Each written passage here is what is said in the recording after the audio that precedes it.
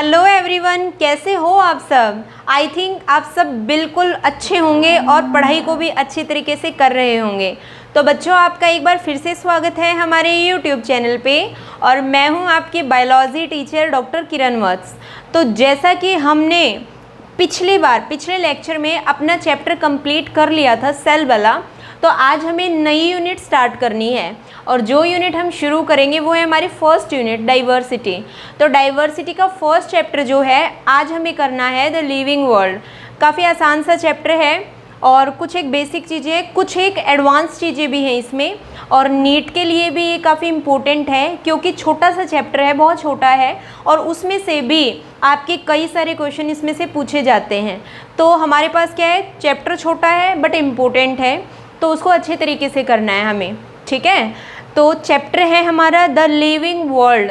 नाम से ही लग रहा है कि लिविंग वर्ल्ड मतलब लिविंग से मिलकर बना हुआ वर्ल्ड, मतलब पूरे वर्ल्ड में लिविंग ही लिविंग है। तो भाई लिविंग के बारे में हमें जानना है कि लिविंग होते क्या हैं। वैसे तो देखो बचपन से पढ़ते आ रहे हैं कि ये लिविंग होते हैं, ये नॉन लिविंग होते हैं, बट यहाँ पे हमें थोड़ा सा और जानना है। यहाँ पे हमें हमारे एग्जाम्पल ज़्यादा हो जाएंगे। यहाँ पे हम ये देखेंगे कि लिविंग वर्ल्ड है तो भाई इसका साइंटिफिक नेम क्या होता है और साइंटिफिक नेम किस बेस पे पड़ा, साइंटिफिक नेम के रूल क्या होते हैं, कैसे कैसे ऑर्गेनिज्म को रखा जा सकता है, कैसे कैसे उनकी केयर कर सकते हैं। तो बहुत सारी चीज़ें पढ़नी है हमें इस चैप्टर के अंदर। तो स्टार्टिंग हम करते हैं लिविंग से। तो लिविंग होते क्या हैं? Living organism are those organism they follow some properties like reproduction, growth,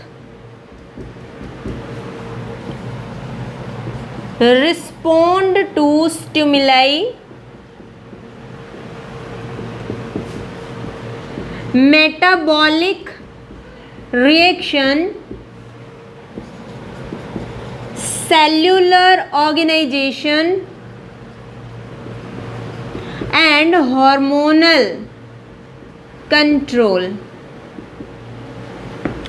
तो क्या है कि जो भी इन प्रॉपर्टीज़ को शो करेंगे उनको हम लिविंग की कैटेगरी में रख देंगे। तो मतलब क्या है हमारा कि लिविंग ऑर्गेनिज्म क्या होते हैं, जो भाई रिप्रोडक्शन करें, जो ग्रोथ करें, जो किसी एक्सटर्नल स्टिमुलाई का रिस्पॉन्स दें, जो मेटाबॉलिक रिएक्शन को करें, जो सेल्यूलर ऑर्गेनाइजेशन करें और जिनमें हार्मोन्स जो है उनके चेंजेस होते हों। अगर ऐसा सब कुछ हो रहा हो तो हम उसको लिविंग की कैटेगरी में रख सकते हैं, ओके। और अगर ऐसा नहीं है तो नॉन लिविंग बोलेंगे, यही हुआ ना। बट इनमें से भी हम क्या देखेंगे कि कौन सी प्रॉपर्टी हैं जो लिविंग की डिफाइनिंग प्रॉपर्टीज़ में आती हैं, कौन सी प्रॉपर्टी हैं जो लिविंग में नॉन डिफाइनिंग प्रॉपर्टीज़ में आती हैं। तो बच्चों अब ये डिफाइनिंग या फिर नॉन डिफाइनिंग है क्या, अभी देखते हैं, एक एक करके सारी प्रॉपर्टीज़ को डिस्कस कर लेते हैं। तो सबसे पहले यहाँ पे ग्रोथ को बताऊँगी बेटा मैं, क्योंकि पहले ग्रोथ होएगी तभी बाद में रिप्रोडक्शन होता है। तो सबसे फर्स्ट प्रॉपर्टी जो है वो कौन सी है, growth.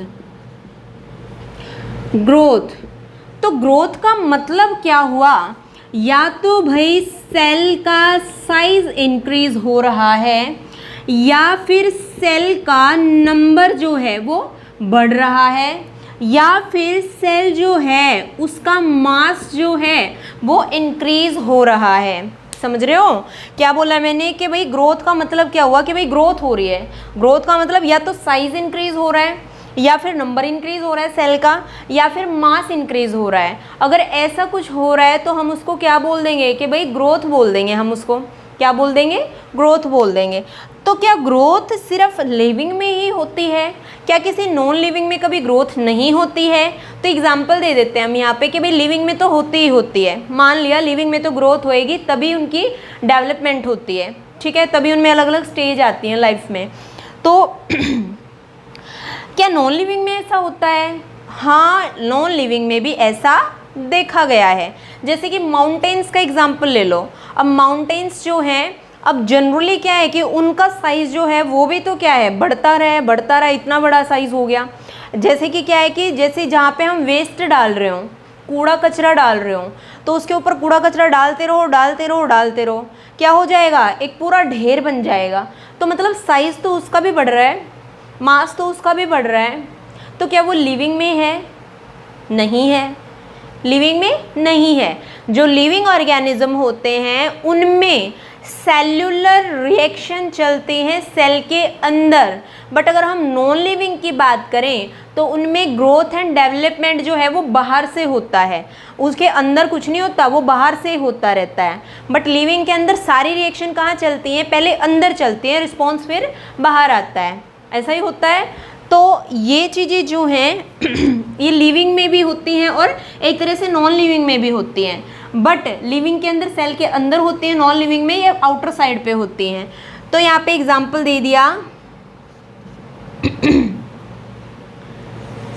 Size of mountains increase, उनका साइज भी क्या हो रहा है, इंक्रीज हो जाता है।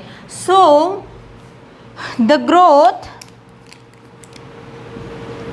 growth is not a defining property of living, defining property of living, कि भाई बस लिविंग ग्रोथ थोड़ा ना कर रहे हैं, नॉन लिविंग में भी ऐसा हो रहा है, ठीक है।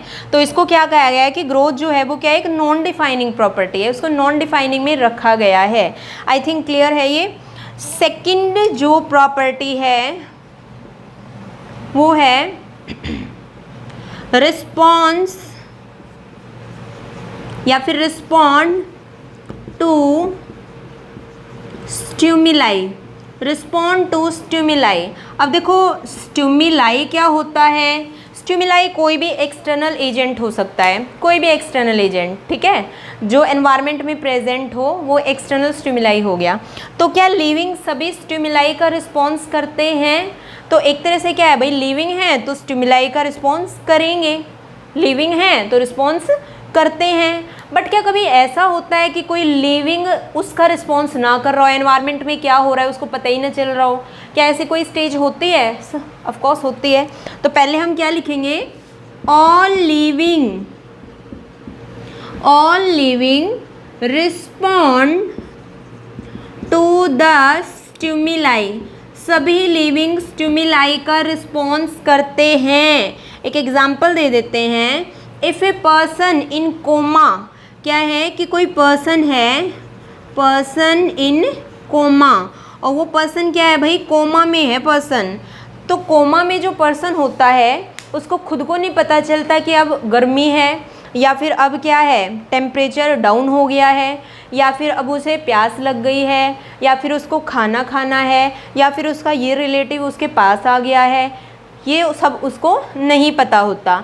तो मतलब क्या वो बाहर की चीज़ों का रिस्पॉन्स नहीं दे रहा, तो क्या वो नॉन लिविंग है? क्या कोमा में जो पर्सन है वो नॉन लिविंग है क्योंकि वो तो रिस्पॉन्स नहीं दे रहा? तो ऐसा नहीं है, वो भी लिविंग है, बट वो रिस्पॉन्स किसका दे रहा है, ध्यान से सुनो, वो रिस्पॉन्स किसका दे रहा है, जो पर्सन कोमा में है। डॉक्टर उसको इंजेक्शन लगा रहा है ठीक होने के लिए, डॉक्टर उसको दवाई दे रहा है, ग्लूकोज लगाई जा रही है, तो इन सब का रिस्पॉन्स उसकी हेल्थ पे पड़ रहा है। धीरे धीरे करके उसमें इम्प्रूवमेंट हो रही है। उसका ब्लड जो है, उसके सप्लाई जो है उस पर भी बहुत फ़र्क उनका पड़ेगा, ब्लड सर्कुलेशन पे फ़र्क पड़ेगा। तो इसका मतलब क्या है, एक्सटर्नल फैक्टर, फिजिकली बेशक फ़र्क ना पड़ रहा हो बट इंटरनली उसकी बॉडी पे फ़र्क पड़ता है। और इंटरनली का मतलब यही है कि भाई सेल जो है उसके अंदर जो है वो रिस्पॉन्स ज़रूर आएगा, बाहर बेशक आए चाहे ना आए। तो एक तरह से बोल सकते हैं कॉन्शियसनेस जो है,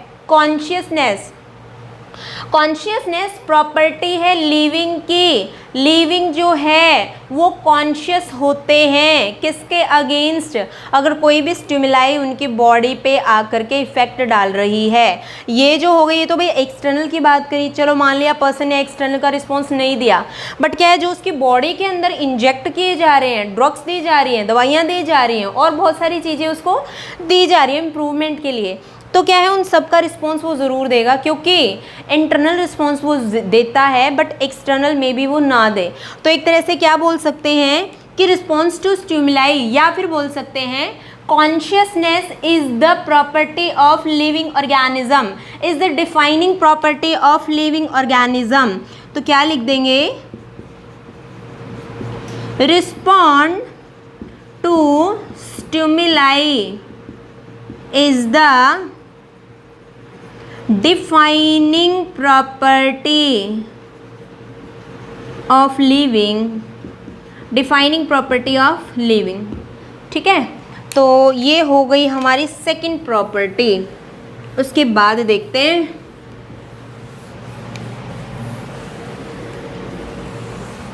थर्ड प्रॉपर्टी, देखते हैं कौन सी है हमारी, रिप्रोडक्शन।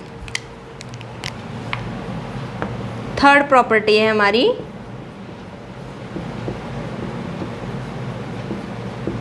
रिप्रोडक्शन। रिप्रोडक्शन, री का मतलब क्या होता है, अगेन, और प्रोडक्शन का मतलब क्या होता है, प्रोड्यूस करना। Reproduction is the again production, दोबारा से प्रोड्यूस करना, और ये प्रॉपर्टी सिर्फ लिविंग में ही है। सभी लिविंग ऑर्गेनिज्म जो हैं वो रिप्रोडक्शन करते हैं और अपने ऑफस्प्रिंग को प्रोड्यूस करते हैं, अपना जेनेटिक मटेरियल ट्रांसफ़र करते हैं, एवोल्यूशन में पार्टिसिपेट करते हैं, तो ये सब होता है। तो क्या भाई रिप्रोडक्शन को हम डिफाइनिंग प्रॉपर्टी मान सकते हैं? तो चलो पहले तो हम लिख लेते हैं, ऑल लिविंग ऑर्गेनिज्म, जितने भी लिविंग ऑर्गेनिज्म होते हैं, reproduce, living organism reproduce and reproduce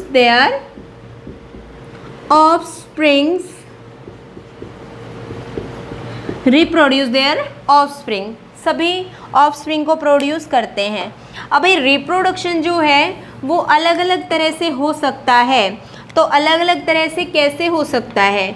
या तो रिप्रोडक्शन हो सकता है असेक्सुअल टाइप से, मतलब असेक्सुअल रिप्रोडक्शन, ठीक है, या फिर रिप्रोडक्शन कैसे हो सकता है, सेक्सुअली हो सकता है। तो कहने का मतलब क्या है, sexual reproduction. Okay, asexual reproduction और sexual reproduction. Asexual means absent of sex, absent of fusion. तो ये तो जनरली क्या होता है, लोअर ऑर्गेनिज्म में होता है, और मेनली प्लांट्स के अंदर भी असेक्सुअल रिप्रोडक्शन हो सकता है। सेक्सुअल रिप्रोडक्शन जो है वो हायर ऑर्गेनिज्म के अंदर होता है। तो दो टाइप हो गए ना, असेक्सुअल और सेक्सुअल। असेक्सुअल ये हमने सबने पढ़ा हुआ है, मतलब क्या है, without fusion of gametes, gametes का फ्यूज़न नहीं होता है और एक सिंगल पेरेंट की ज़रूरत पड़ती है। इसमें क्या होता है, मेल और फीमेल दोनों अपने अपने गैमेट्स को प्रोड्यूस करते हैं और उन दोनों के गैमेट्स जो हैं उनका फ्यूज़न होता है, तब जा कर के कोई हाइब्रिड बनता है। और असेक्सुअल में क्या बनता है, क्लोन बनते हैं बेटा। क्या बनते हैं, क्लोन। क्लोन्स क्या होते हैं, identical copies of their parents की बिल्कुल आइडेंटिकल कॉपी होती हैं, जेनेटिकली भी और मॉर्फोलॉजिकली भी, दिखने में भी एक जैसे हैं, जीन भी एक जैसी होते हैं, तो क्लोन बोलते हैं। तो एक ही पेरेंट से बनी है, फ्यूज़न ही नहीं हुआ, तो उसी की कॉपी बनेगी ना। और इसमें क्या है, सेक्सुअल है, मतलब दो अलग अलग गैमेट ने आपस में फ्यूज़न किया है, हैप्लॉइड गैमेट थे, मिलकर के डिप्लॉइड बन गए हैं। तो मतलब क्या है कि हाइब्रिड तो बनेगा ना, दो के कैरेक्टर एक साथ आ गए हैं। तो ये इस तरह से, तो मतलब क्या है कि ये जो प्रॉपर्टी है ये भी किसकी है, लिविंग की प्रॉपर्टी मानी जाती है। तो क्या सभी लिविंग रिप्रोडक्शन करेंगे, या फिर जो रिप्रोडक्शन नहीं करेगा उसको हम लिविंग में नहीं रखेंगे? तो हमने यहाँ पे ले लिया एक यहाँ पे स्ट्राइल कपल है। क्या है, कोई स्ट्राइल कपल, मतलब या तो मेल में प्रॉब्लम है या फिर फीमेल में प्रॉब्लम है, किसी में भी प्रॉब्लम हो सकती है, या फिर उन दोनों के गैमेट्स में ही प्रॉब्लम है, दोनों में ही प्रॉब्लम है। तो उस केस में क्या होता है कि जो फीमेल है वो बेबी को कंसीव नहीं कर पाती, है। तो उस केस में अगर उनके बेबी नहीं हो रहे हैं, वो रिप्रोडक्शन नहीं कर रहे हैं, तो क्या हम उनको नॉन लिविंग की कैटेगरी में रख देंगे? नहीं रखेंगे, क्योंकि भाई और सारी चीज़ें तो हो रही हैं। वो क्या कर रहे हैं, वो रिप्रोडक्शन छोड़ करके रेस्पिरेशन कर रहे हैं, मेटाबॉलिज्म कर रहे हैं, नर्वस सिस्टम काम कर रहा है, भाई सारे सिस्टम तो काम कर रहे हैं एक रिप्रोडक्टिव सिस्टम को छोड़ करके। तो ऐसा नहीं है कि अगर रिप्रोडक्शन नहीं हो रहा है तो इसका मतलब वो लिविंग नहीं है, तो लिविंग की कैटेगरी में रखेंगे उसको। तो स्ट्रॉयल कपल जो है ये क्या है भाई, लिविंग है, लिविंग है ना, ठीक है। ऐसे ही क्या है, म्यूल, म्यूल, म्यूल जो है वो किस किस से मिलकर बना है, हॉर्स और डोंकी, इन दोनों के नेचुरल कंडीशन पे जो ब्रीडिंग होती है, ये दोनों क्या करते हैं, नेचुरल कंडीशन पे जो ब्रीडिंग करते हैं, तो इनसे क्या है, ये हाइब्रिड बना म्यूल। और म्यूल जो है ये कैसा होता है, स्ट्रॉयल होता है, मतलब कभी भी ये इन फ्यूचर रिप्रोडक्शन नहीं कर पाता। तो अगर ये रिप्रोडक्शन नहीं कर पाता तो हम इसको नॉन लिविंग भी कंसीडर नहीं कर सकते हैं। है क्या ये, लिविंग ही है।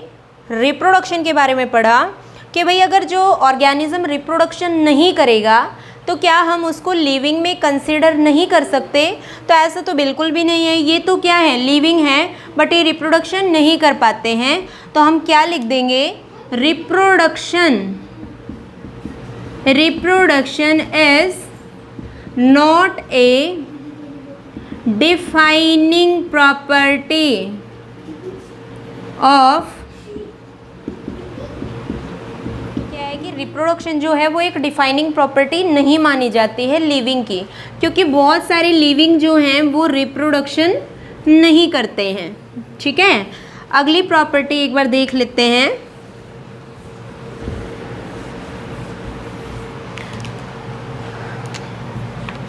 नेक्स्ट प्रॉपर्टी जो है वो है मेटाबॉलिज्म।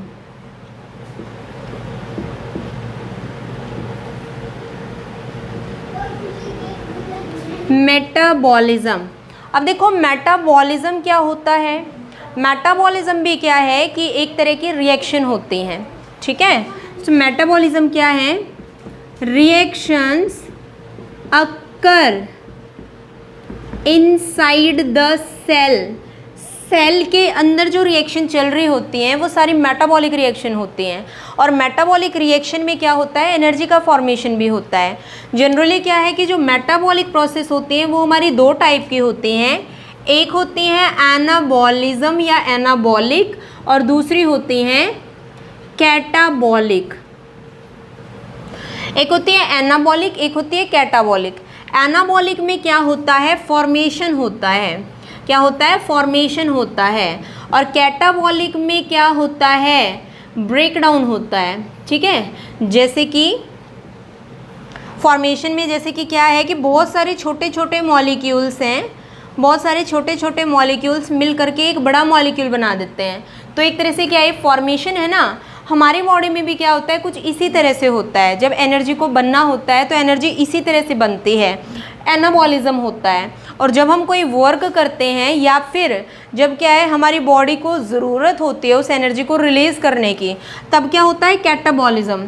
कैटाबॉलिज्म में क्या होता है कि एक बड़ा मॉलिक्यूल जो है वो बहुत सारे छोटे छोटे मॉलिक्यूल्स के अंदर चेंज हो जाता है। तो क्या है कि ये फॉर्मेशन है और ये क्या है, ब्रेकडाउन है। तो मेटाबॉलिज्म क्या है भाई, रिएक्शन होती हैं जो किसी सेल के अंदर चलती हैं, और सेल किस में है, लिविंग के अंदर है। तो कभी भी हम ऐसा नहीं बोल सकते कि मेटाबॉलिक रिएक्शन किसी नॉन लिविंग के अंदर चल रही हैं।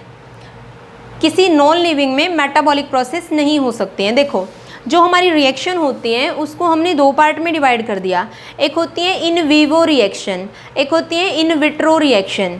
एक क्या होती हैं, इन विवो, और एक क्या होती हैं, इन विट्रो।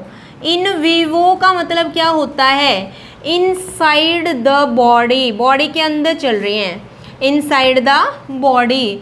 और इन विट्रो का मतलब क्या होता है, आउटसाइड द बॉडी, बॉडी के बाहर जो चलती हैं, मतलब नॉन लिविंग में जो चल रही होती हैं, या फिर कोई लेबोरेटरी कंडीशन पे जिन रिएक्शंस को हम करवा के देख रहे होते हैं। तो अगर बाहर कोई रिएक्शन चल रही है तो उसमें हम ये नहीं बोलेंगे कि मेटाबॉलिज्म हो रहा है, नहीं बोल सकते। सिर्फ और सिर्फ लिविंग में है तो हम उनको मेटाबॉलिज्म बोल सकते हैं। तो एक तरह से इसको भी क्या बोल दिया, metabolism is a defining property of living, living की डिफाइनिंग प्रॉपर्टी में से एक है मेटाबॉलिज्म। अगली प्रॉपर्टी देखते हैं एक बार।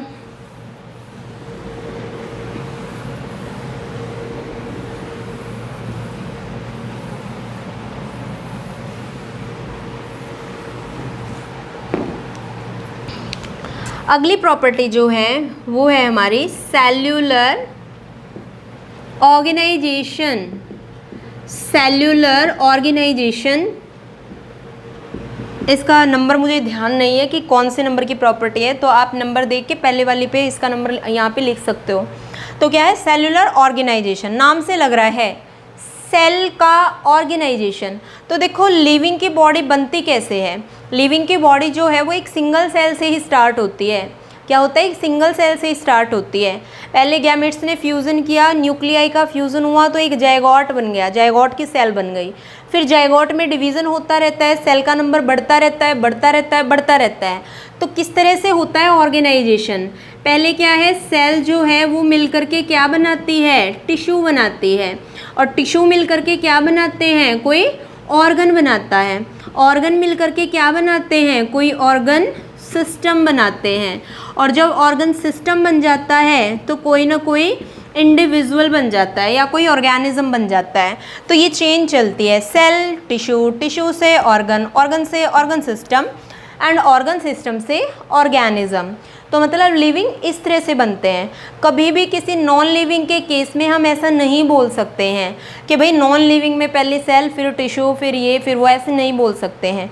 तो एक तरह से क्या है, सेल्यूलर ऑर्गेनाइजेशन भी क्या है, ऑल्सो ए डिफाइनिंग प्रॉपर्टी। ये भी क्या है, एक डिफाइनिंग प्रॉपर्टी में से ही एक है। अगली प्रॉपर्टी को एक बार देखते हैं, हार्मोनल कंट्रोल।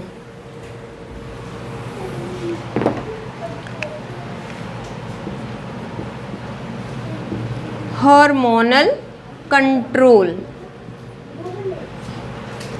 हॉर्मोन्स, पहली बात तो हॉर्मोन्स होते क्या हैं। हॉर्मोन्स क्या होते हैं, प्रोटीनीशियस पार्टिकल्स होते हैं, प्रोटीन के बने सब्सटेंस होते हैं जो हमारी बॉडी में ग्रोथ एंड डेवलपमेंट का काम करते हैं, बट एनर्जी की सप्लाई वो नहीं करते हैं। तो भाई हार्मोन का कंट्रोल कैसे होता है, हमारी पूरी बॉडी के अंदर बहुत सारे हार्मोन जो है वो रिलीज़ होते रहते हैं। मोस्टली क्या होते हैं कि ज़्यादातर हार्मोन जो हैं वो प्यूबर्टी के टाइम से रिलीज़ होने स्टार्ट होते हैं, प्यूबर्टी के टाइम से रिलीज़ होने स्टार्ट होते हैं। और उसी की वजह से क्या होता है, हमारी बॉडी में बहुत सारे चेंजेस आते हैं। अब ये चीज़ नॉन लिविंग में नहीं हो सकती है। नॉन लिविंग में हम हार्मोनल चेंज नहीं करवा सकते हैं, या फिर उनमें स्टेज बाय स्टेज जैसे जैसे लाइफ बढ़ रही है तो ये चीज़ नहीं आ सकती है। तो क्या होते हैं, हार्मोन्स का चेंजेस होता है बहुत सारा, और अलग अलग कंडीशन पे होता है। तो बहुत सारे हार्मोन होते हैं। मेनली क्या है कि सबको कंट्रोल करने के लिए, सबको कंट्रोल करने के लिए कौन होता है, हाइपोथैलेमस। ब्रेन के अंदर हाइपोथैलेमस प्रेजेंट है, सबको पता होगा। हाइपोथैलेमस जो है जस्ट उसके नीचे क्या है, पिट्यूटरी ग्लैंड प्रेजेंट होती है। कौन सी ग्लैंड है, पिट्यूटरी ग्लैंड प्रेजेंट होती है। पिट्यूटरी ग्लैंड को मास्टर ग्लैंड कहा जाता है, चीफ ग्लैंड कहा जाता है, क्योंकि इसी के ऑर्डर से बाकी सभी काम करती हैं। तो ये पिट्यूटरी ग्लैंड जो है इसके दो पार्ट होते हैं, एक आगे वाला पार्ट होता है, एक पीछे वाला पार्ट होता है। आगे वाले पार्ट को बोल देते हैं हम anterior lobe of pituitary gland, पीछे वाले पार्ट को बोल देते हैं हम posterior lobe of pituitary gland. ठीक है, तो इनमें से क्या होता है, हार्मोन्स जो है उनका सिक्रेशन होता है। तो बहुत सारे हार्मोन का, पोस्टीरियर में पहले देखते हैं सिर्फ दो हार्मोन का, एक तो होता है ऑक्सीटोसिन और दूसरा होता है वैसोप्रेसिन। फिलहाल आपको इन सब के फंक्शन लर्न करने की ज़रूरत नहीं है, क्योंकि ह्यूमन फिजियोलॉजी में इन सब का रोल आएगा, सबके फंक्शन का पता चलेगा। यहाँ पे सिर्फ हमें ये देखना था कि हार्मोनल कंट्रोल में हार्मोन्स क्या होते हैं, कौन कौन से होते हैं। तो एंटीरियर में से बहुत सारे रिलीज़ होते हैं, जैसे कि ग्रोथ हार्मोन होता है, और क्या सेक्स हार्मोन होते हैं, gonadotropin releasing hormone GnRH hormone होते हैं, थायराइड स्टिमुलेटिंग हार्मोन, मेलाटोनिन। बहुत सारे हार्मोन जो होते हैं वो रिलीज़ होते हैं एंटीरियर में से, और ये दो होते हैं जो पोस्टीरियर से रिलीज़ होते हैं। इनकी वजह से हमारे बॉडी में बहुत सारे चेंजेस भी आते हैं। ओके, तो भाई ये चीज़ें जो हैं ये किसी नॉन लिविंग में नहीं हो सकती हैं। So hormonal control as also a defining property. Okay, तो ये भी क्या है, डिफाइनिंग प्रॉपर्टी। एक लास्ट प्रॉपर्टी और देखते हैं कि कौन कौन सी होती है।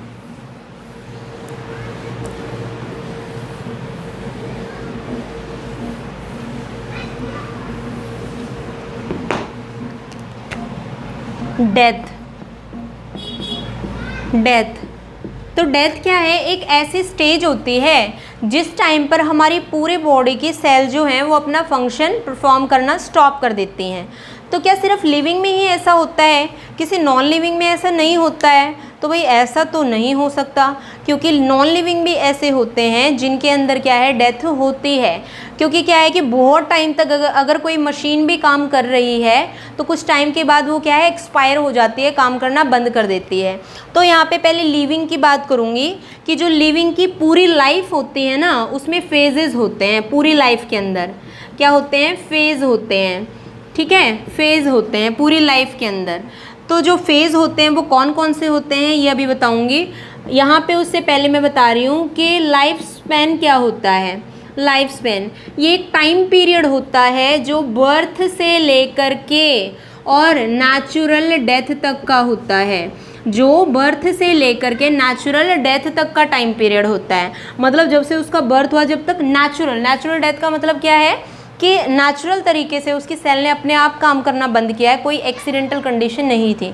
तो इसको हम बोल देते हैं लाइफ स्पैन। और इसी लाइफ स्पैन के अंदर मतलब जब से हमारा बर्थ होता है जब तक डेथ नहीं हो जाती है, कौन कौन से फेजेस आते हैं। तो फर्स्ट फेज़ जो होता है हमारा वो होता है जुवेनाइल फेज़। कौन सा होता है, जुवेनाइल फेज़। सेकेंड फेज़ जो होता है हमारा वो होता है मैच्योरिटी फेज़। थर्ड फेज़ जो होता है हमारा वो होता है हमारा एजिंग। और लास्ट फेज़ जो होता है जहाँ पे बिल्कुल लाइफ ख़त्म हो गई है, डेथ। तो ये फेज़ होते हैं हमारे। तो जुवेनाइल जो होता है ये कौन सा होता है, फर्स्ट फेज़ होता है हमारा लाइफ का, फर्स्ट फेज़ होता है जब से हमारा बर्थ हुआ तब से जब तक प्यूबर्टी की एज नहीं आ जाती, उस टाइम पीरियड को हम जुवेनाइल बोलते हैं। मैच्योरिटी का मतलब क्या है कि जब प्यूबर्टी की एज आ गई और रिप्रोडक्शन स्टार्ट हो गया, अडल्ट हो गया, मतलब पर्सन। एजिंग का मतलब क्या है कि चेंज आ गया, अब उसके ऑर्गन जो है उसकी फंक्शनिंग स्लो हो गई है, मतलब क्या हो गई है, स्लो फंक्शनिंग हो गई है, ठीक है। और डेथ का मतलब क्या है कि स्लो होते होते फंक्शनिंग जो है वो एक तरह से स्टॉप हो गई है, ठीक है। तो ये क्या होते हैं, ये लाइफ स्पैन होता है। लाइफ स्पैन का जो लास्ट वाला जो फेज़ होता है वो डेथ होती है। तो सभी लिविंग ऑर्गेनिज्म जो है उनकी डेथ होती है, ठीक है। बट एक तरह से ये नहीं बोल सकते कि नॉन लिविंग में ऐसा नहीं होता है। नॉन लिविंग में भी क्या होता है, जब पूरी मशीनरी काम करना बंद कर देती है तो एक तरह से क्या है, वो एक्सपायर हो गई है, उसकी डेथ हो गई है, ओके। तो सॉरी तो एक तरह से इसको भी डिफाइनिंग प्रॉपर्टी नहीं बोल सकते हैं। अब देखो आगे, जितने भी लिविंग ऑर्गेनिज्म हमारे द लिविंग वर्ल्ड में आएंगे या फिर जितने भी लिविंग ऑर्गेनिज्म को क्लासिफाई किया हुआ है तो उनको क्लासिफाई करते हैं तो किस बेस पे करते हैं, ठीक है। या फिर जितने भी लिविंग ऑर्गेनिज्म होते हैं जब उनको नाम दिया जाता है, किसी भी लिविंग ऑर्गेनिज्म को नाम दिया जाता है तब उसको किसके बेस पे नाम देते हैं। तो कुछ एक इंटरनेशनल कोड होते हैं जैसे कि ICBN, ICZN, ठीक है। ICBN यहाँ पे क्या है, international code of the biological nomenclature. और ये क्या है, यहाँ पे लिख रही हूँ इसका, international code the zoological nomenclature. Zoological में सारे लिविंग आ जाएंगे, है ना। और एक और होता है सेम ICBN, इंटरनेशनल, सेम है ये दोनों, international codes of the botanical nomenclature. देखो ये क्या है, बायोलॉजिकल, मतलब बायोलॉजी के अंदर जितने भी हमारे ऑर्गेनिज्म आएंगे उन सब का नॉमेनक्लेचर जो है वो। यहाँ पे क्या है, जूलॉजिकल। जूलॉजिकल में सिर्फ लिविंग की बात हो रही है। यहाँ पे लिविंग का मतलब सिर्फ एनिमल्स की बात कर रहे हैं, प्लांट्स की नहीं कर रहे हैं, वो भी लिविंग है, एनिमल्स की कर रहे हैं। बोटैनिकल का मतलब यहाँ पे सिर्फ प्लांट्स की बात कर रहे हैं। इसका मतलब क्या है कि जब हमें किसी भी ऑर्गेनिज्म को नाम देना होता है तो कुछ एक रूल होने चाहिए, उन रूल्स के अकॉर्डिंग हम उनको नाम दे पाते हैं। और जो नाम पूरे इंटरनेशनल लेवल पे होते हैं, जो कभी चेंज नहीं हो सकते हैं, उन नेम को हम क्या बोल देते हैं, उन नेम को साइंटिफिक नेम बोलते हैं। और जो name place to place vary करते रहते हैं, चेंज होते रहते हैं, कंडीशन के हिसाब से चेंज हो जाते हैं, टाइम के अकॉर्डिंग चेंज हो जाते हैं, उन सबको हम कॉमन नेम बोलते हैं। ओके, तो एक बार देखते हैं यहाँ पे कि कौन कौन से रूल हैं।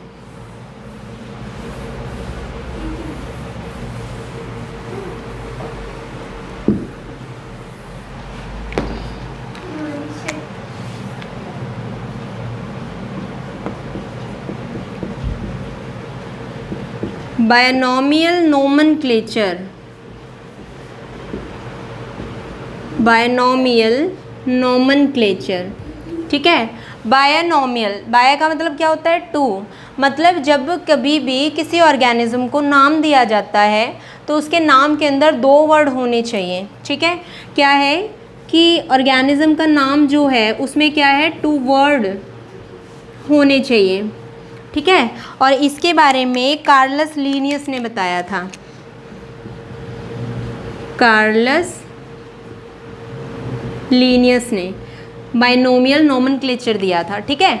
मतलब किसी ऑर्गेनिज्म का जब नामकरण करेंगे, नाम देंगे उसको, तो उसके नाम में दो वर्ड होने चाहिए, ठीक है। अब देखो रूल्स देख लेते हैं कौन कौन से हैं रूल्स, साइंटिफिक नेमिंग के रूल्स क्या क्या होते हैं। जब किसी ऑर्गेनिज्म को कोई नाम दिया जाता है तो वो नाम जो है उनके लिए क्या क्या रूल होने चाहिए। दो वर्ड बोल दिया ना, तो क्या है कि फर्स्ट लेटर जो होता है, फर्स्ट लेटर हमेशा किसके लिए होता है, जेनरिक नेम के लिए, मतलब उसकी जीनस के लिए। और सेकंड वर्ड जो होता है, सेकंड लेटर या सेकंड वर्ड जो होता है वो हमेशा किसके लिए होता है, स्पीसीज के लिए, जिसको हम स्पेसिफिक भी बोल सकते हैं, ठीक है। तो फर्स्ट किसके लिए होता है, हमेशा जेनरिक के लिए। सेकंड किसके लिए होता है, हमेशा स्पीसीज के लिए होता है। यहाँ पे एक एग्जांपल दे देती हूँ मैं, Panthera tigris. Panthera tigris tiger का नाम है, साइंटिफिक नेम है। तो इसमें जो पैंथरा जो है ये तो क्या है, उसके जीनस से रिलेटेड है, और टिग्रिस जो है वो उसके स्पीसीज से रिलेटेड है। फर्स्ट जीनस से रिलेटेड है, सेकंड जो है वो स्पीसीज से रिलेटेड है। थर्ड पॉइंट क्या है, जब हम किसी भी ऑर्गेनिज्म का नाम देते हैं तो कौन सी लैंग्वेज का यूज़ किया जाता है, लैटिन लैंग्वेज का। किसका, लैटिन लैंग्वेज का। और लैटिन लैंग्वेज का क्यों किया जाता है, क्योंकि इनका जो मीनिंग होता है वो बिल्कुल फिक्स होता है, कभी चेंज नहीं होता। तो इसलिए हम इसको डेड लैंग्वेज भी बोलते हैं। क्या बोलते हैं, डेड लैंग्वेज भी बोलते हैं, ठीक है। जब कभी भी किसी ऑर्गेनिज्म को नाम देंगे तो हमेशा किस में दिया जाता है, उसका लैटिन लैंग्वेज में दिया जाता है, जो कि डेड लैंग्वेज है। एक तरह से हम ये नाम क्यों दे रहे हैं, क्योंकि भाई जब कभी भी कोई रिसर्च होती है ना, तो इंटरनेशनल लेवल पे अगर कोई भी बंदा कहीं से भी हो, किसी भी प्लेस से बिलोंग करता हो, तो अगर वो रिसर्च करेगा तो अगर साइंटिफिक नेम देगा तो पूरे वर्ल्ड में उसको उस चीज़ से हम जान सकते हैं, ठीक है। जैसे क्या है, पैंथरा टिग्रिस जो है ये क्या है, साइंटिफिक नेम है टाइगर का।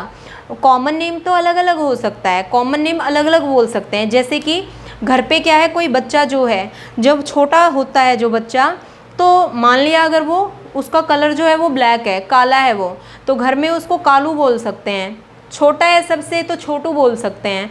पर ये नाम जो है ये उसके स्कूल में नहीं चलेगा, ये नाम उसके कॉलेज में नहीं चलेगा, इस नाम से कंपनी में वो जॉब नहीं करेगा, है ना। तो कोई ना कोई क्या होता है, उसका फिक्स नेम होता है ना, जो आगे चलता रहता है। स्कूल कॉलेज में जब जॉब लगी उसी नाम से लगी, कोई अच्छा काम किया तो उसी नाम से जाना गया उसको, ना कि उस घर में उस छोटू या कालू के नाम से जान सकते हैं। तो वो नाम जो होते हैं, घरों के नाम जो होते हैं, वो कैसे होते हैं, वेरिएबल होते हैं। अब टाइम के अकॉर्डिंग वो भी चेंज हो जाते हैं, उस नाम से सब उसको बोलना बंद कर देते हैं। तो साइंटिफिक नेम ऐसे ही, ये साइंटिफिक नेम होते हैं जो हमेशा एज इट इज़ रहते हैं, जिनको डेड लैंग्वेज से लिखा जाता है ताकि वो चेंज ना हो। तो जितनी भी रिसर्च हो सके या फिर जो भी उसके बारे में बोल सके, जो भी उसके बारे में जान सके, वो फिक्स नॉलेज हो एक तरह से। ऐसे ना हो कि कोई बंदा उसको किसी और नाम से कर रहा है, कोई बंदा किसी और नाम से कर रहा है। तो साइंटिफिक नेमिंग इंटरनेशनल लेवल पे यूज़ होते हैं, और ये रूल्स जो हैं ये इंटरनेशनल लेवल पे ही फॉलो किए जाते हैं।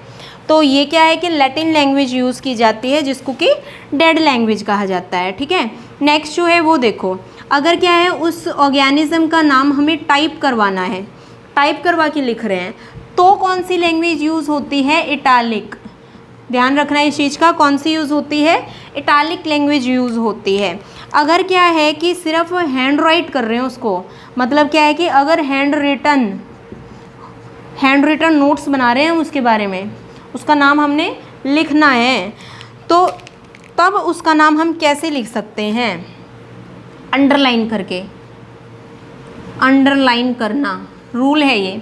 ठीक है, तो क्या है बेटा कि ये हमारे कुछ एक रूल हो गए कि भाई बायनोमियल का मतलब क्या है, किसी भी ऑर्गेनिज्म को नाम दिया है तो 2 वर्ड होने चाहिए। हमेशा पहला वर्ड जो है वो जेनस का होता है, जेनरिक होता है। दूसरा वर्ड जो होता है वो स्पेसिज का होता है, स्पेसिफिक होता है। हमेशा जब लिखते हैं तो लैटिन लैंग्वेज का यूज़ होता है, क्योंकि वो डेड लैंग्वेज होती है, कभी भी चेंज नहीं हो सकती है, उसका मीनिंग फिक्स होता है। टाइप अगर करके लिखते हैं तो इटालिक लैंग्वेज होनी चाहिए। अगर हैंड रिटन करते हैं तो अंडरलाइन करके लिखना चाहिए हमें। अब देखो, जब जो हमने 2 वर्ड लिखे तो उन 2 वर्ड के बीच का जो गैप है वो गैप भी बिल्कुल फिक्स होना चाहिए, गैप भी बिल्कुल फिक्स होना चाहिए।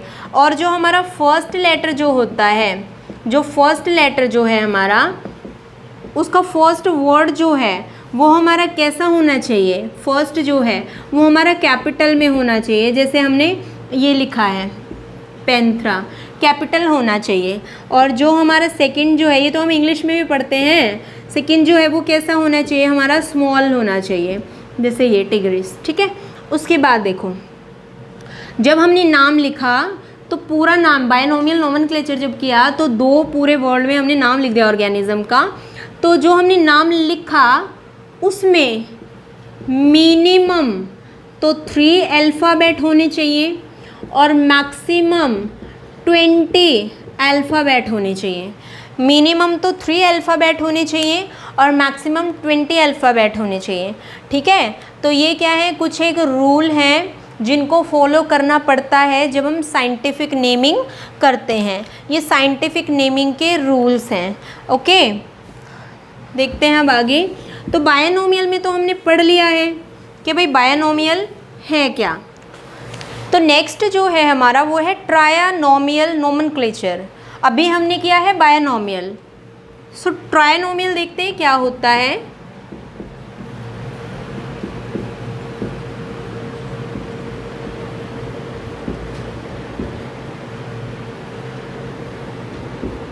ट्रायनोमियल, ट्रायनोमियल का मतलब क्या है कि किसी ऑर्गेनिज्म को हमने 3 वर्ड में लिख रखा है, मतलब 2 की जगह अब क्या है 3 आ गए हैं। एग्जाम्पल यहाँ पे दे दिया हमने किसका, gorilla, gorilla and gorilla, gorilla gorilla gorilla. अब ये क्या है देखो, 3 है इसमें अलग अलग वर्ड, है ना। फर्स्ट जो है ये तो उसके जीनस के लिए है, जेनरिक नेम है।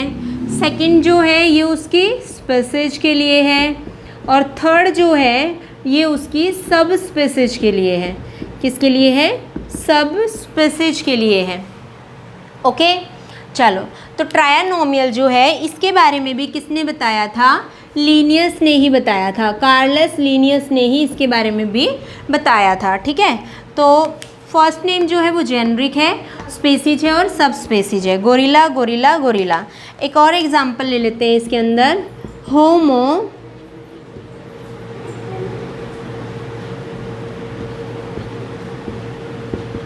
होमो सैपियंस,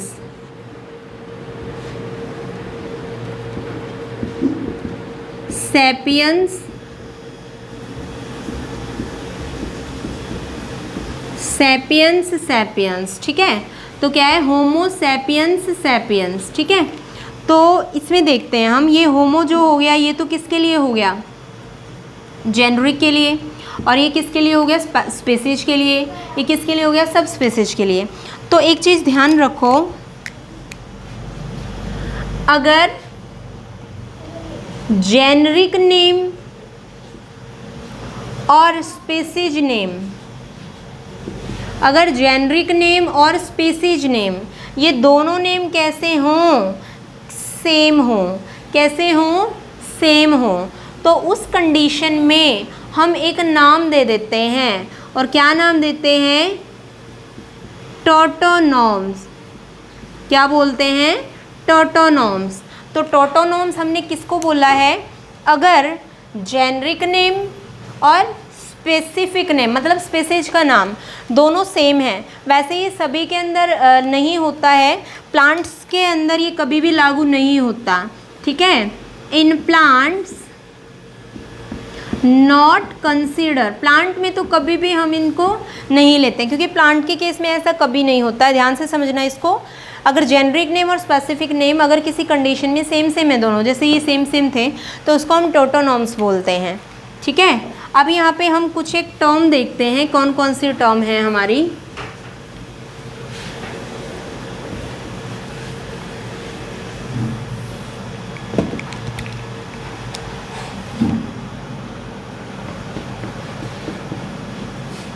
एक है टेक्सोनॉमी, एक है सिस्टमैटिक्स, एक है टेक्सोनॉमिक कैटेगरीज। तो टेक्सोनॉमी क्या होता है, सबसे पहले तो साइंटिस्ट का नाम पूछा जाता है कि टेक्सोनॉमी जो है इसके बारे में किसने बताया था, टर्म को किसने दिया था, कैंडोली ने। किसने दिया था, कैंडोली ने दिया था। तो टेक्सोनॉमी है क्या, it is the branch of science which deals with the study of the nomenclature, identification and the classification of an organism।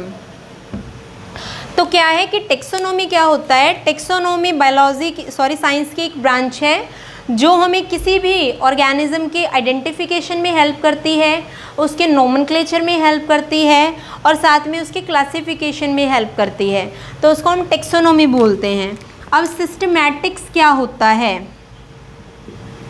इसके बारे में लीनियस ने बताया था सबसे पहले, और लीनियस ने अपनी बुक में बताया, ऐसा बुक लिखी उसने जिसका नाम था सिस्टेमा नेचुरी, ठीक है।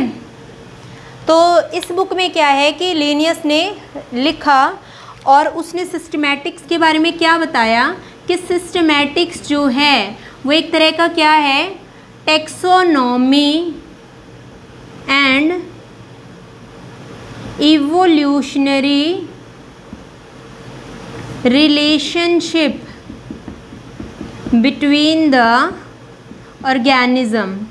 मतलब क्या है कि टेक्सोनॉमिक और इवोल्यूशनरी रिलेशनशिप जो है ऑर्गेनिज्म का वो किस तरह से होता है, टेक्सोनॉमी के बेस पे, और जो इवोल्यूशन हुआ है उनमें, तो उन दोनों में रिलेशन क्या है, ये रिलेशनशिप जो है वो सिस्टमैटिक्स के अंदर बताई थी कि मतलब किस सिस्टम से हम किसी ऑर्गेनिज्म को अरेंज कर सकते हैं, किस सिस्टम से हमने उसको क्लासीफाई किया है, ठीक है। उसके बाद है टेक्सोनॉमिक कैटेगरी। अब टेक्सोनॉमिक कैटेगरी के बारे में भी किसने बताया था, लीनियस ने ही। किसने बताया था, लीनियस ने ही बताया था। और लीनियस ने इसमें क्या बताया कि भाई कैटेगरी क्या होता है, कैटेगरी तो एक लेवल होता है। क्या है, कैटेगरी लेवल है। इसके लिए हम यूज़ कर सकते हैं वर्ड टेक्सॉन। क्या यूज़ कर सकते हैं, टेक्सॉन। एक तरह का क्या होता है भाई, डिवीज़न। लेवल का मतलब क्या हुआ, जब हमने ऑर्गेनिज्म को डिवाइड कर दिया, अलग अलग लेवल पे डाल दिया, तो एक तरह से क्या होता है, टेक्सोनोमिक कैटेगरी। मतलब कैटेगरी को बनाना, कोई उनको लेवल दे देना कि भाई कौन से ऑर्गेनिज्म जो है उनको हम किस तरह से डिवाइड कर सकते हैं, कौन कौन सा लेवल दे सकते हैं डिवीज़न के लिए, तो टेक्सोनोमिक कैटेगरी बोलते हैं। तो टेक्सोनोमिक कैटेगरी जो है वो लीनियस ने कौन कौन सी बताई थी, लीनियस ने बताई थी जैसे क्लास, स्पेसीज, ऑर्डर, जीनस, इन सब के बारे में तो लीनियस ने बताया था। और न्यूवली एडेड कौन कौन सी थी, न्यूवली एडेड कौन कौन सी थी कैटेगरी, जैसे फाइलम, किंगडम और फैमिली। ये तीन जो थी वो कैसी थी, न्यूवली एडेड। तो मतलब इनको और इनको, इन दोनों को मिलाकर के क्या किया था, एक पूरा अरेंजमेंट कर दिया था इसका। तो अरेंजमेंट देखो कैसे हुआ था।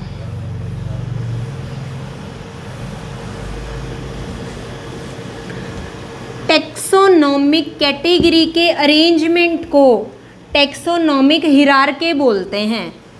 टेक्सोनोमिक कैटेगरी जो है उसके अरेंजमेंट को टेक्सोनोमिक हिरार्की बोला जाता है। तो अरेंजमेंट देखो कैसे था, ये लर्न करना है। कीप पोट क्लीन और family get sick. Keep pot clean और फैमिली गेट सिक, ठीक है।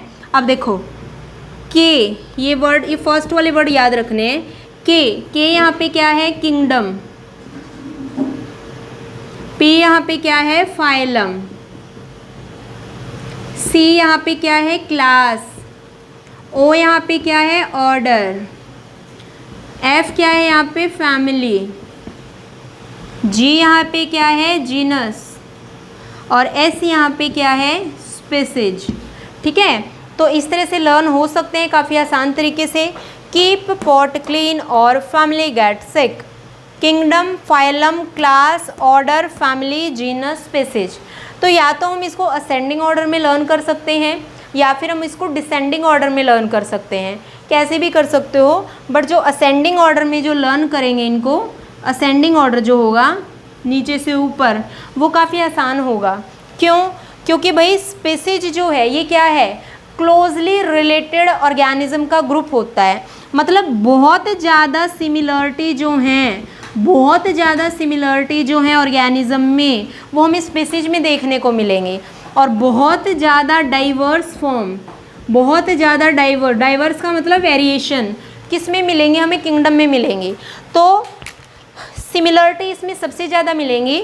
जैसे जैसे ये लेवल बढ़ता जाएगा वैसे वैसे क्या होगा, सिमिलरिटीज़ कम हो जाएंगी, ठीक है। और जो बिल्कुल एंड वाला है उसमें तो बहुत सारी सिमिलरिटी मिलेंगी ही नहीं, डिसिमिलरिटी कुछ ज़्यादा मिलेंगी। देखो स्पेसीज मिल करके, बहुत सारी स्पेसीज मिल करके जीनस बनाती हैं, जीनस मिल करके फैमिली बनाता है, फैमिली से ऑर्डर बनता है, ऑर्डर से क्लास, क्लास से फाइलम, फाइलम से किंगडम, ठीक है।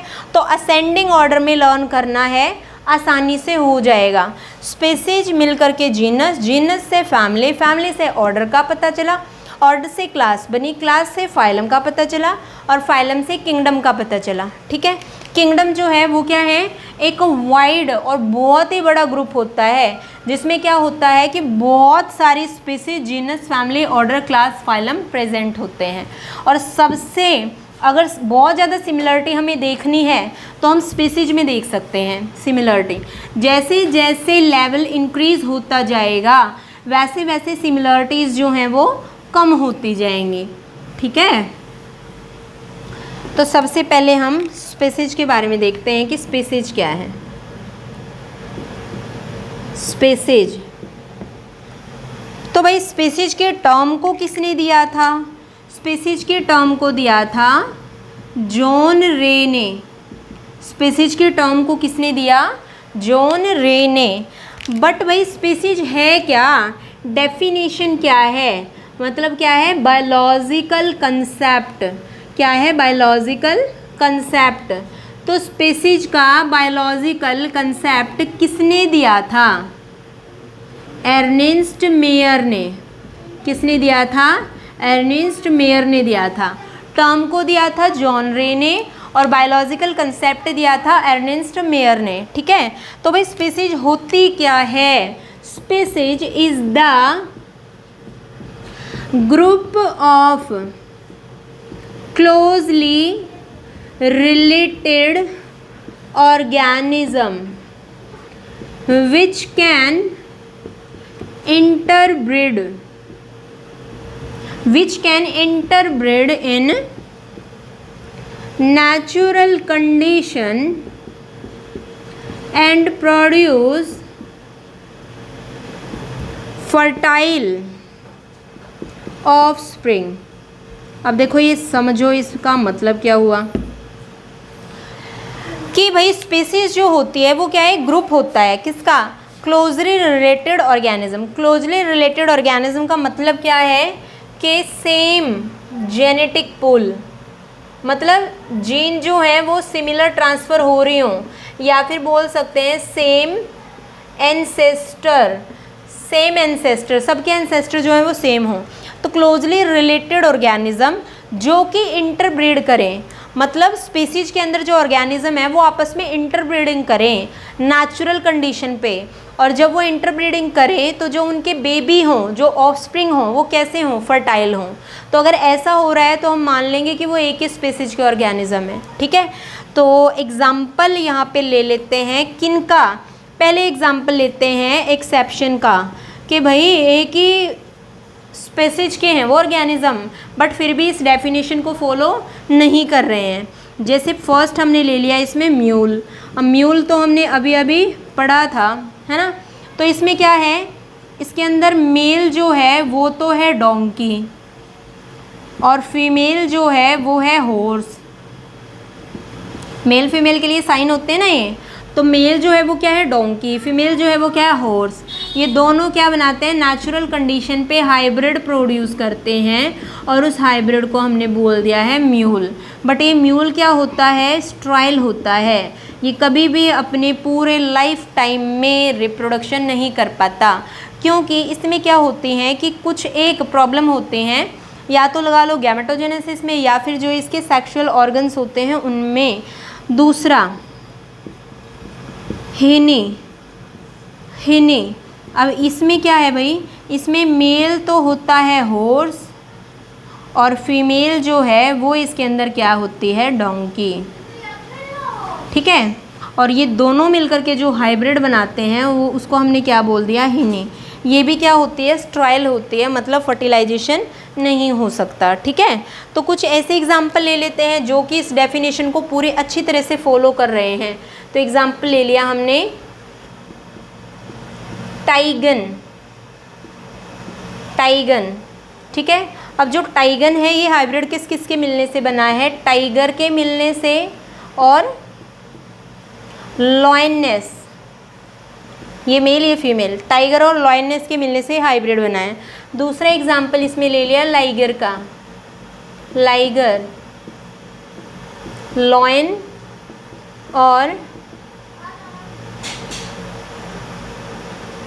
टाइगरनेस, लॉयन और टाइगरनेस, उसके मिलने से लाइगर बना है।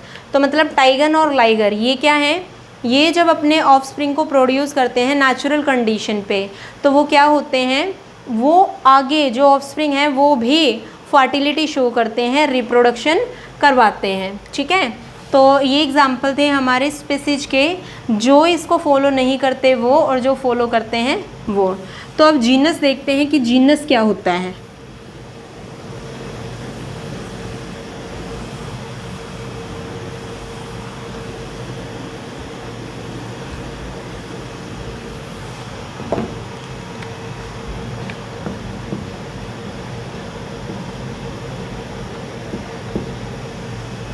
अब देखो जीनस है क्या, जीनस क्या है,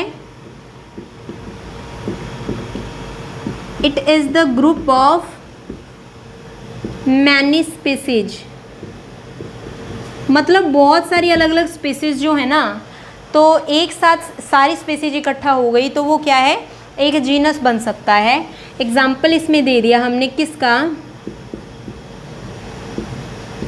पैंथेरा टिग्रिस, टाइगर का नाम है Panthera tigris.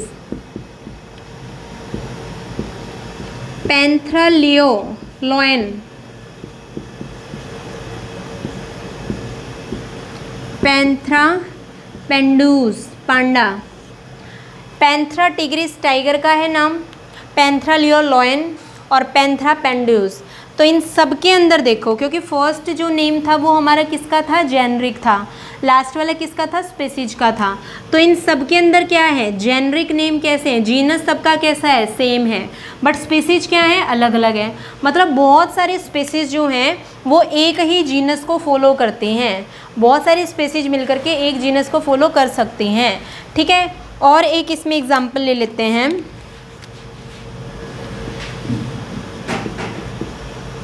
Solanum tuberosum, potato का नाम, Solanum nigrum, blackberry nightshade, Solanum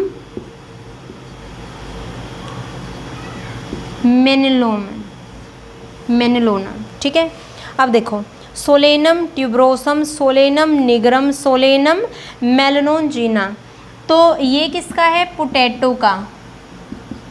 ये किसका है, ब्लैकबेरी नाइटशेड, ठीक है। और ये किसका है, ब्रेंचिल का, ये साइंटिफिक नेम है। तो ये क्या है, ये सारे बिलोंग करते हैं सेम जीनस से, ये सबका जीनस क्या है, यहाँ पे सेम है, ये सेम जीनस से बिलोंग करते हैं। इससे ऊपर ये देखो, Panthera tigris, Panthera leo, Panthera pardus. Tigris जो है ये किसका हो गया, यहाँ पे टाइगर का, ये किसका है, लॉयन का, ये किसका है, पांडा का है, ठीक है। तो ये भी क्या है, सेम जीनस से बिलोंग करते हैं। ये क्या है कि ये सारी जो हैं, ये सारी बिग कैट की कैटेगरी में आती हैं सारी, ठीक है। तो सेम जीनस है इनका सबका, बट स्पीसीज जो है वो अलग अलग हो गई है।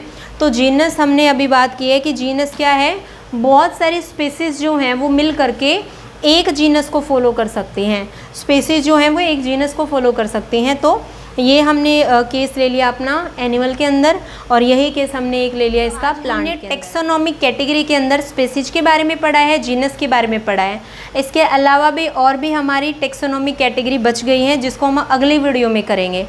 तो तब तक के लिए आप इस लेक्चर को अच्छे से करना, और अगर इसमें से आपको कोई भी डाउट आता है तो डाउट आप कमेंट सेक्शन में डाल सकते हो। और अगर आपको ये वीडियो अच्छी लगी हो तो आप इसको लाइक कर सकते हो, शेयर कर सकते हो और कमेंट भी कर सकते हो। अगर कोई नया बच्चा हमारे चैनल पे फर्स्ट टाइम पे आया है तो वो चैनल को सब्सक्राइब करे ताकि न्यू अपडेट्स मिलते रहें। तो बच्चों, मिलते हैं अगले लेक्चर में अगली वीडियो के साथ। तब तक के लिए आप इसको देखो और पढ़ते रहो, एंड थैंक यू।